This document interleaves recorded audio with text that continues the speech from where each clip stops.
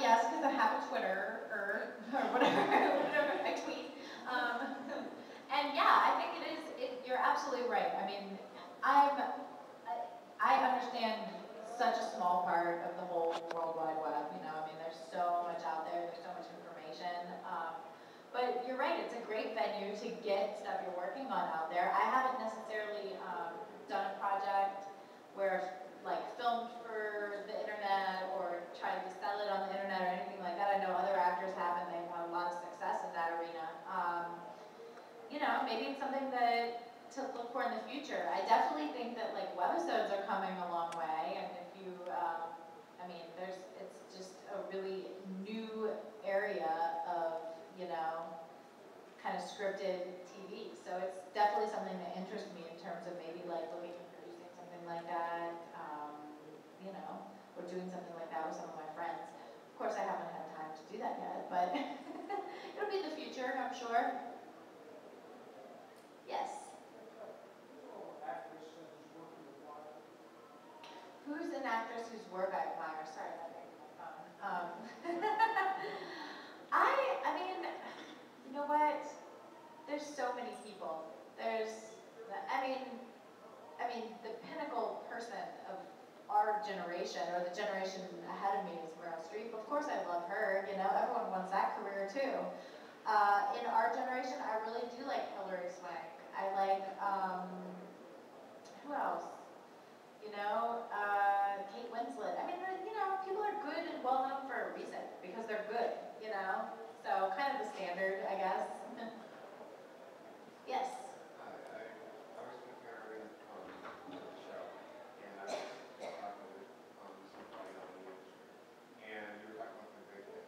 And one rumor is going around is that Warner Brothers consider you the one person who actually picked Laura Sass, and that was Wonder Woman. That's a rumor?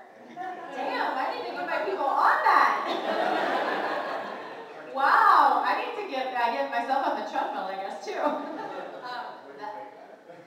yes, that'd be awesome. That would be. I mean, no, but you know what? Like I said, and I'll be honest with you guys, I've gotten my feelings hurt by reading stuff online, so I don't really read like what people are saying about me. Like, I'll do a tweet, but I won't go on a message board and try to Google my name and like read things. But you guys, that would be like incredible. I mean, I would be so flattered to even be considered. So yeah, that would definitely, I think, be the breakout role I would be looking for. Well, on that vein, then, which other female action heroes would you like? Whose ass would you like? Whose ass would I like? I got a long list of asses. Theoretical asses? I don't know. I'll get back to you on that. That's a good question. Yeah. Yeah, Your acting career, which roles are you most proud of, and which roles are you least proud of that you've done in your acting career? I'm not least proud of anything, because every job that I've taken has, you know, there's been a reason that I've taken it, you know? Either it made sense creatively, it made sense for my family, or, you know, I mean, I'm definitely not unproud, if that's not a word, but you know what I mean. Most proud?